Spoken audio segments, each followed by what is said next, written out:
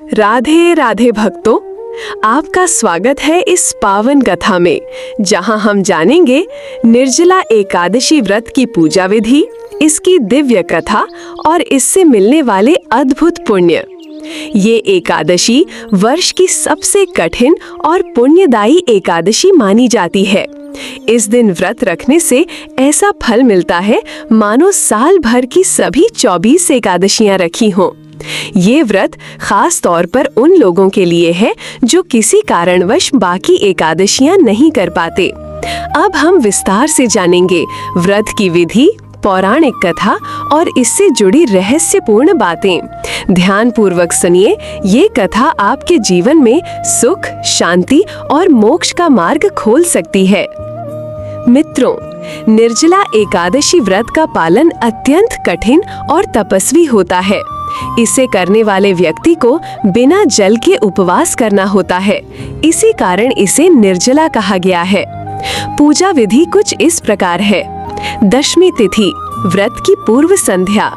इस दिन एक समय सात्विक भोजन करें, मन, वचन और शरीर से शुद्ध रहें।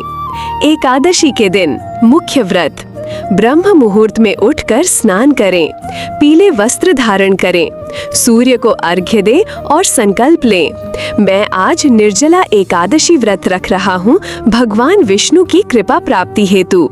भगवान विष्णु की पूजा करें, गंगा जल से चरण प्रक्षालन करें, धूप, दीप, चंदन, पुष्प, तुलसी दल अर्पित करें, श्री विष्णु सहस्र नाम का पाठ करें या ओम नमो भगवते वासुदेवाय मंत्र का जाप करें। पूरे दिन उपवास करें, बिना जल ग्रहण किए। यदि स्वास्थ्य ठीक न हो तो केवल तुलसी मिश्रित जल ले सकते हैं। रात्रि जागरण करें, भजन कीर्तन, विष्णु कथा, मंत्रोच्चारण करें।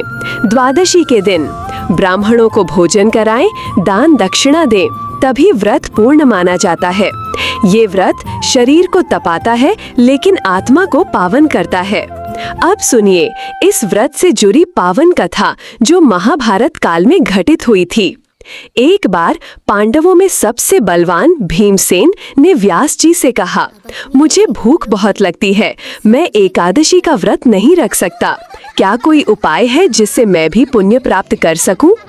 व्यास जी मुस्कुराए और बोले, हे भीम, यदि तुम साल भर की 24 एकादशियां नहीं रख सकते तो कम से कम ज्येष्ठ मास की शुक्ल पक्ष की निर्जला एकादशी का व्रत रखो। ये एक व्रत सभी एकादशियों के पुण्य के समान है। भीम बोले, परंतु व्यास मुनि, मैं जल भी नहीं पी सकता क्या?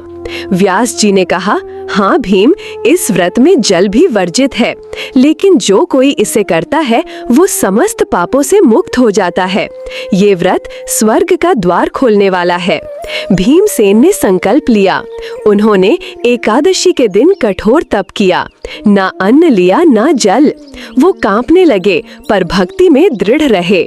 रात्रि में भगवान विष्णु स्वयं प्रकट हुए।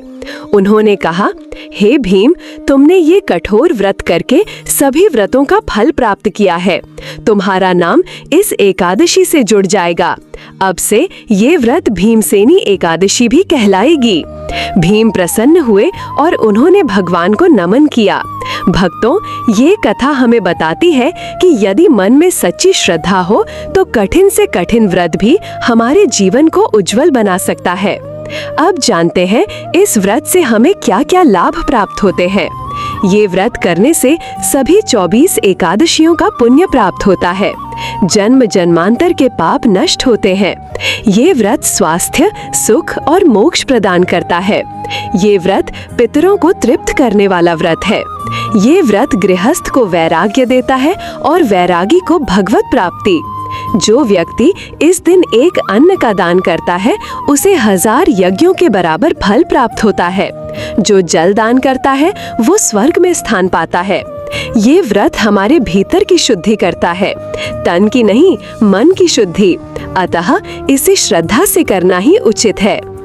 भक्तों, निर्जला एकादशी कोई साधारण व्रत नहीं, ये तप, त्याग और तन्मयता का प्रतीक है। यदि आपके जीवन में अशांति है, कष्ट है, रोग है, तो इस व्रत को अपनाइए।